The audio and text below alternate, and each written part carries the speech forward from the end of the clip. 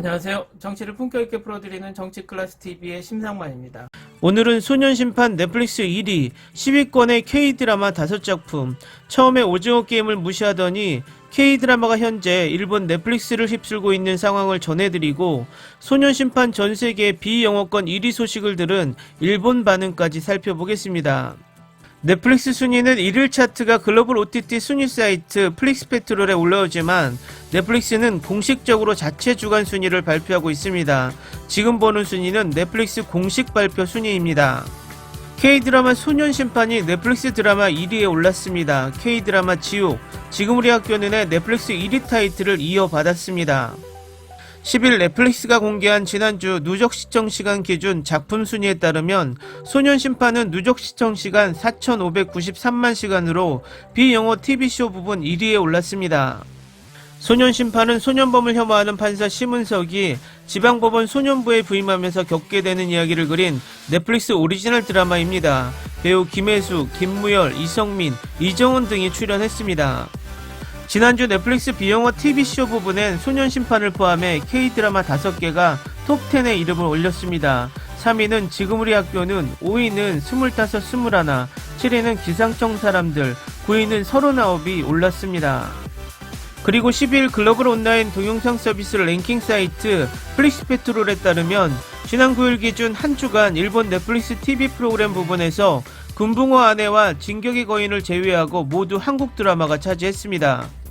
1위는 김혜수, 김무열 등이 출연한 소년심판이 차지했으며 3위는 기상청 사람들, 4위는 39, 5위는 사랑의 불시착이 차지하며 상위권을 휩쓸었습니다. 2020년에 종영한 사랑의 불시착 이태원 클래스는 각각 무려 36주, 34주째 10위권을 유지 중입니다. 6위는 지금 우리 학교는, 7위는 25, 21, 8위는 사내 맞선, 9위는 이태원 클래스가 차지했습니다. 10위권 밖에도 한국 드라마를 쉽게 찾아볼 수 있습니다. 결혼작사 이혼작곡 시즌3가 12위, 13위는 최우식 김다미가 출연한 그의 우리는 등이 이름을 올렸습니다. 그동안 오징어 게임으로 시작된 일본의 K드라마 열풍에 대해 기존 일본 언론들은 깎아내리기 바빴습니다. 오징어 게임에 대해서는 일본에서 인기를 끌었던 배틀로얄식 영화나 드라마의 아류작이라는 평가를 내리기도 했습니다. 그러나 현재는 일본의 K드라마 열풍이 지속되면서 국내 OTT 기업들도 일본 시장 진출을 가속화하는 모습입니다. 왓챠는 이미 2020년 일본 시장에 진출했으며 티빙 역시 글로벌 진출의 첫 무대로 일본 시장을 염두에 두고 있다고 전하고 있습니다. 다음은 소년심판 넷플릭스 흥행에 관한 일본 기사에 달린 일본 네티즌 반응입니다. 소년심판 단번에 봐버렸습니다. 나라와 말이 다르지만 일본의 소년범죄와 소년법의 철폐, 전체의 논조 등 비슷한 문제가 있어 재판관끼리 상석에 대한 불편 등 거침없는 주인공의 패기를 읽을 수 있습니다. 소년범죄 문제는 전혀 변하지 않는구나라는 감상입니다. 연기에 능숙한 배우가 죄를 저지른 소년 역에 너무 많아서 범죄 묘사가 엄청 불쾌하고 도중 그만둘까 생각했던 정도였습니다만 여러가지 생각하게 되는 일도 있어 마지막까지 봐 좋았습니다. 어쩐지 넷플릭스의 한국 드라마의 기세가 크다고 쓰고 있지만 그렇지 않다. 개인적으로는 스페인 드라마에 빠져 있습니다. 넷플릭스에 의해서 지금까지는 가까이 없었던 나라의 드라마도 볼 수 있게 되고 오히려 한국 드라마보다 서양의 작품을 보는 것이 늘었어요.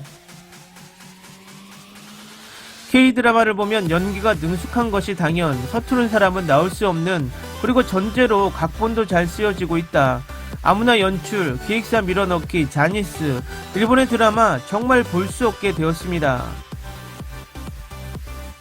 넷플릭스 종합 부분에서 1월 21일에 시즌4 파트 1이 스타트된 오자크가 시청시간 4억 9,500만 분으로 다른 추종을 허락하지 않는 압도적인 인기로 2주 연속 선두를 유지.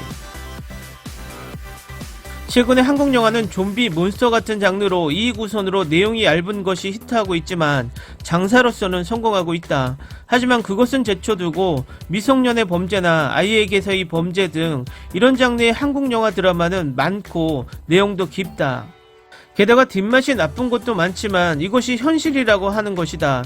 이런 영화를 통해서 자국의 국민에게 강하게 호소하고 있다고는 생각하지만 익숙해지지 않는다. 개인적으로 엔터테인먼트에 관해서 일본보다 한국이 진행되고 있다고 생각하지만 우크라이나가 침략되고 있을 때는 아무래도 소용없는 이야기. 그렇게 일본인 모두 넷플릭스를 봐. 나는 넷플릭스에서는 아시아 작품은 별로 보지 않아. 그리고 한국계는 어디에라도 선전을 하고 있군요. 미안하지 않는지. 한국은 엔터테인먼트가 제대로 국익이 되고 있습니다. 금붕어 아내와 경쟁하는 그림. 소년범 역의 남자가 27세 여자란 것을 알았을 때 충격이었습니다. 다른 역을 해도 전혀 위화감이 없었기 때문에 일본에도 공통되는 사회 문제를 소재로 하고 있기 때문에 매우 생각하게 되었습니다. 어차피 퀄리티가 떨어진다면 이태원 클라스를 리메이크하는 것보다 적어도 사회 문제에 호소하는 이쪽의 드라마를 리메이크하는 것이 좋지 않을까. 최초의 사건으로 등장한 소년이었지만 설마 연기하는 것이 여성이라고는 생각하지 않았다. 다만 지금 생각하면 목소리가 소년이라기보다 여성의 성우가 소년의 캐릭터를 담당하고 있는 그런 느낌이었다. 겁먹거나 저기를 드러내거나 소년의 눈빛 연기는 과연이라고 생각한다. DP 속 준호의 여동생이었어 라고 당황해서 찾아봤더니 분명히 같은 얼굴이었다. 소년 심판, 준호의 가장 지키고 싶은 부분, 감정이 방심하고 있던 부분에서 당했습니다. 구현화하고 싶지 않았던 인간성이 영상화될 것으로 예상도 하지 않았고 매력을 계속하고 있습니다. 아직 3월인데 올해의 베스트 드라마로 결정될 것 같습니다. 하이에나가 너무 재밌었기 때문에 이것도 봐버렸습니다.